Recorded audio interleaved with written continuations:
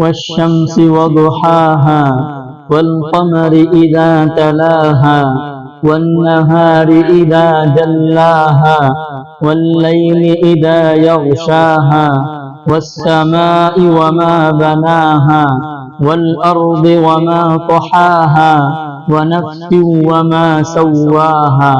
আল্লাহ তাআলা পবিত্র কোরআনের অন্য কোথাও একত্রে 11টি কসম করেননি, কিন্তু তিনি এই সূরার শুরুতেই একটি নয় দুইটি নয় বরং 11টি কসম করেছেন।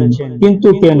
তার কারণ হচ্ছে আল্লাহ তাআলা এর মাধ্যমে বান্দাদের দৃষ্টি আকর্ষণ করে বলছেন, ফাআলহামাহা ফুজুরাহা ওয়া তাকওয়াহা, নিশ্চয়ই আমি আল্লাহ তোমাদেরকে গুনাহ করার ক্ষমতা দিয়েছি এবং তোমাদেরকে গুনাহ থেকে বেঁচে থাকার ক্ষমতা দিয়েছি।